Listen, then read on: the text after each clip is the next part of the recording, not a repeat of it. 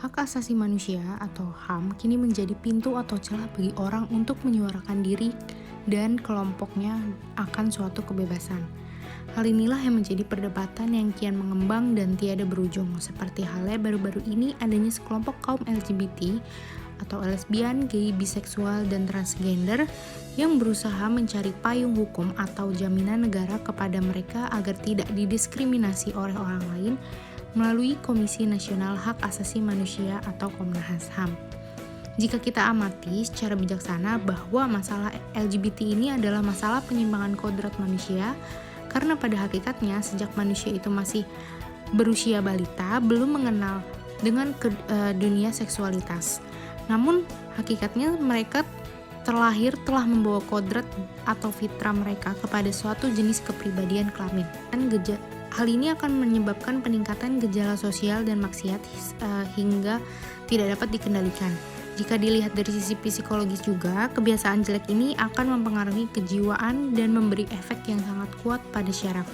Sebagai akibatnya, pelaku merasa dirinya bukan lelaki atau perempuan sejati dan merasa khawatir terhadap identitas diri dan seksualitasnya. Pelaku LGBT juga merasa cenderung dengan orang yang sejenis dengannya. Hal ini juga bisa memberi efek terhadap akal, menyebabkan perilakunya menjadi pemurung.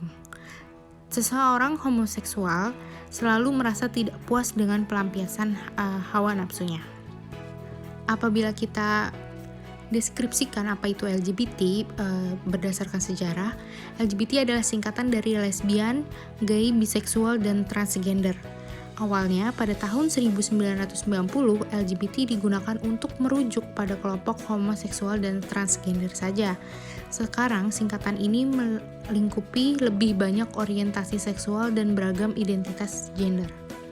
Sebagai contoh, seseorang bisa mendefinisikan dirinya sebagai perempuan meskipun ia terlahir dengan jenis kelamin laki-laki dan memiliki kromosom XY. Halo, saya Dara Artini. Selanjutnya adalah penjelasan tentang pandangan masyarakat dari seluruh agama yang ada di Indonesia terhadap LGBT. Ada 6 agama yang dianut dan diakui di Indonesia, yaitu agama Islam, Katolik, Protestan, Hindu, Buddha, dan Konghucu.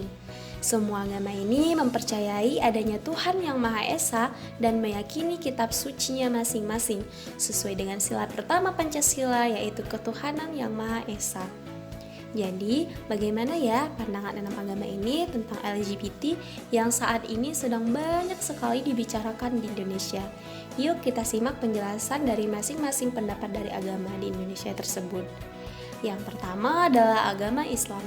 Islam adalah agama yang rasional dan tidak membenarkan perbuatan homoseksual karena hal itu sudah melanggar fitrah manusia yang Allah ciptakan dan melanggar pula terhadap sunatullah bahwa laki-laki sudah dipasangkan dengan perempuan, bukan sebaliknya, laki-laki senang kepada laki ataupun perempuan senang kepada perempuan.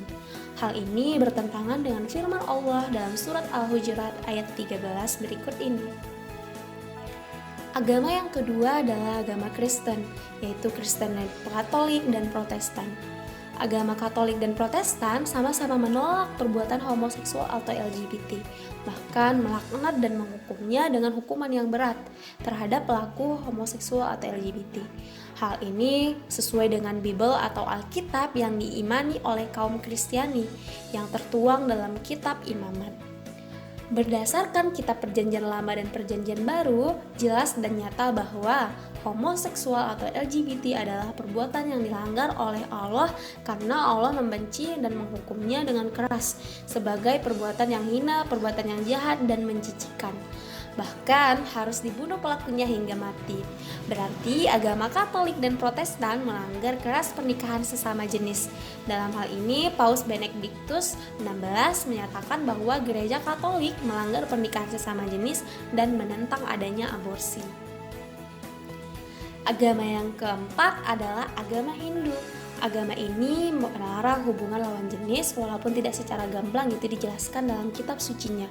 Namun, dalam persoalan pernikahan dijelaskan secara jelas bahwa agama Hindu tidak mengkehendaki beda agama, melainkan seagama, dan juga tidak mengkehendaki perkawinan sesama jenis, karena tidak akan memberikan keturunan kepada mereka dan juga tidak akan memberikan kebahagiaan. Dalam hal ini, Sri Ravi Shankar menyatakan bahwa homoseksual tidak pernah dianggap sebagai kejahatan dalam ajaran agama Hindu. Namun, agama Hindu tidak membenarkan perkawinan antara pria dengan pria, wanita dengan wanita, dan penyimpangan-penyimpangan lainnya. Penyimpangan pelaku seks ini tidak dibenarkan untuk mendapatkan upacara perkawinan dan puja mantra Veda. Agama yang kelima adalah agama Buddha. Agama ini juga tidak mengutuk dan menghukum homoseksual atau LGBT dan tidak keras pula terhadap pernikahan sesama jenis. Sang Buddha tidak memberlakukan aturan tentang kehidupan pernikahan, tetapi memberikan nasihat yang perlu tentang bagaimana menjalani kehidupan pernikahan yang bahagia. Agama Buddha tidak membenarkan dan tidak mendukung pula dan menggalakkan seseorang untuk menjadi homoseksual atau aktivitas LGBT, melainkan supaya manusia itu menjalani kehidupan yang normal dan sesuai dengan Pancasila dan menaati peraturan-peraturan yang berlaku di Indonesia. Dan yang terakhir, yang keenam adalah agama Konghucu. Agama ini juga tidak menolak secara tegas terhadap pelaku homoseksual atau LGBT dan termasuk pernikahan sesama jenis, baik sesama lelaki maupun sesama perempuan. Walaupun agama ini tidak menolak secara tegas terhadap pelaku homoseksual, namun menekankan kepada pernikahan beda jenis supaya mendapatkan keturunan. Jadi, kesimpulannya adalah agama-agama yang ada di Indonesia, yaitu baik Islam, Kristen Katolik, Kristen Protestan, Hindu, Buddha, dan Konghucu, sama-sama menolak pelaku homoseksual atau LGBT dan menolak pula pernikahan sesama jenis. Namun untuk agama Hindu, Buddha, dan Konghucu tidak terlalu tegas terhadap pelaku homoseksual dan LGBT karena dalam ajarannya tidak mengecam secara tegas yang ada di kitab sucinya. Berbeda dengan Islam dan Kristen dengan tegas menyatakan bahwa homoseksual atau LGBT adalah kejahatan dan dosa yang dilaknat oleh Tuhan Yang Maha Esa. Nama saya Rifka Afifah. Selanjutnya saya akan membahas bagaimana pemerintah atau Komnas HAM merehabilitasi pelaku LGBT. Kebijakan pemerintah yang tidak memberikan jaminan perlindungan kebebasan setiap warga negara secara tidak langsung berdampak pada sudut pandang masyarakat di dalam melihat LGBT. Hal ini bertentangan dengan hak-hak dasar warga negara yang dijamin oleh konstitusi itu sendiri. Semakin besarnya kekuasaan pemerintah untuk mengatur warga negara, seringkali mengancam hak-hak warga negara. HAM mewajibkan setiap negara untuk menjamin hak-hak dasar warganya. Menurut Deklarasi Perserikatan Bangsa-Bangsa atau PBB, hak dasar individu terdiri dari hak hidup, hak kebebasan, dan hak memiliki kebahagiaan. Atas dasar deklarasi ini, setiap individu berhak mendapatkan 3 hak tersebut. Hak-hak ini terus dipermasalahkan oleh komunitas LGBT di Indonesia. Pada kenyataannya, selama lebih dari 60 tahun usia Republik Indonesia dalam pelaksanaan, penghormatan, perlindungan atau penegakan hak asasi manusia masih jauh dari memuaskan, khususnya untuk kaum LGBT. Kurang efektifnya norma hukum dalam Undang-Undang Nomor 39 Tahun 1999 tentang hak asasi manusia terhadap kaum LGBT disebabkan karena mengkristalnya pemahaman tentang seks dan gender di dalam pemikiran masyarakat Indonesia. Nilai-nilai sosial dan keagamaan masih tertanam kuat dalam pengertian masyarakat Indonesia. Indonesia merupakan negara yang masih kental dengan ajaran agama, moral, dan etika yang telah berkembang dan mengakar di seluruh lapisan masyarakatnya. Perilaku menyimpang kaum LGBT tentu tidak bisa diterima begitu saja, karena selalu ada alasan-alasan mendasar dari masyarakat untuk menolak pelaku dan perilaku seksual menyimpang, baik itu didasari atas ajaran agama maupun budaya. Perlindungan HAM kaum LGBT bukan berarti menuruti segala kemauan dan tuntutan mereka. Pemerintah harus jeli memilah bahwa tidak semua tuntutan mereka murni berdasarkan pada HAM. Dari beberapa faktor, ada tuntutan yang menginginkan terwujudnya kehendak tanpa memikirkan HAM masyarakat di sekitar mereka. Secara hukum, HAM memang diakui, dihormati, dan dilindungi di Indonesia. Akan tetapi, bukan berarti bahwa setiap kemauan dapat dilaksanakan secara bebas. Terdapat pembatasan-pembatasan yang ditetapkan undang-undang, ajaran moral, etika masyarakat, dan nilai agama yang menegaskan bahwa setiap manusia di samping memiliki hak asasi manusia untuk dipenuhi hak asasinya, mereka juga memiliki kewajiban asasi manusia untuk menghormati hak asasi orang lain dan masyarakat sekitar di mana mereka berada. Badan rehabilitasi atau sejenisnya terhadap pelaku LGBT diperlukan, sebagaimana Badan Narkotika Nasional atau BNN. Sebab menurut ilmu kedokteran jiwa, LGBT bisa disembuhkan. Tentu rehabilitasi ini dilakukan kepada pelaku yang dengan sadar ingin berubah. Rehabilitasi juga bisa dilakukan atas saran orang tua atau ahli. Kementerian Kesehatan memasukkan LGBT sebagai bagian dari gangguan kesehatan jiwa.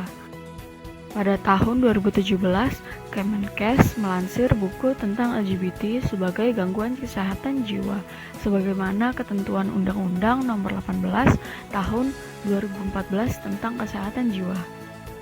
Pemerintah dan DPR RI segera menyusun peraturan perundang-undangan yang mengatur aktivitas dan gerakan LGBT untuk mencegah meluasnya penyimpangan orientasi seksual di masyarakat dengan melakukan layanan rehabilitasi bagi pelaku dan disertai dengan penegakan hukum yang keras dan tegas. Bisa berbentuk rehabilitasi sosial, rehabilitasi psikologis, bimbingan rohani, dan atau rehabilitasi medis. Perkawinan bertujuan salah satunya melestarikan umat manusia. Sangat kontras bila dibandingkan dengan kaum LGBT yang penyuka sesama jenis. Lalu bagaimana pandangan konstitusi terhadap LGBT? Pada dasarnya, dalam konteks negara hukum Indonesia, kita harus menimbang segala perilaku bermasyarakat, bernegara, dan berbangsa dalam kacamata hukum. Artinya, antar warga negara dapat saja berbeda dalam suatu hal, pendapatnya. Namun hal tersebut harus dikembalikan kepada kejadian hukum untuk mendapatkan status yuridisnya, apakah dapat dibenarkan atau tidak. Taat pada norma hukum positif, norma hukum yang sedang berlaku, adalah suatu konsensi patriotisme yang paling utama sebagai sendi-sendi perilaku konstitusionalis dalam bernegara. Sebab dari sanalah dapat disemai keadilan, ketertiban umum, dan kepastian hukum. Perilaku LGBT pada gilirannya akan mendorong hadirnya pemahaman yang menyimpang tentang seksualitas. Dikatakan menyimpang karena tidak dapat menyatukan antara keinginannya dengan prinsip-prinsip dasar kehidupan, sehingga terjadi gangguan keberfungsian sosial. Faktanya tidak ada satupun agama, nilai kemanusiaan, atau nilai kemanfaatan manapun yang membenarkan adanya perilaku LGBT. Oleh karenanya, perilaku seksual adalah hal yang diatur secara ketat dalam suatu ikatan perkawinan.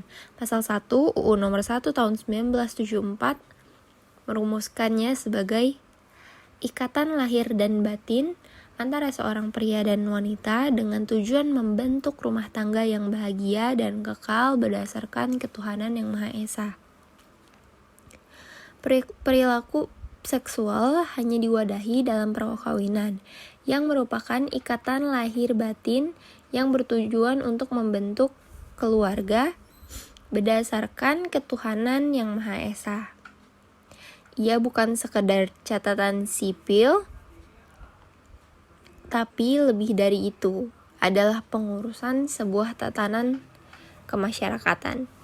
Hingga saat ini, pandangan konstitusi terhadap perilaku LGBT belum jelas dan masih silang pendapat.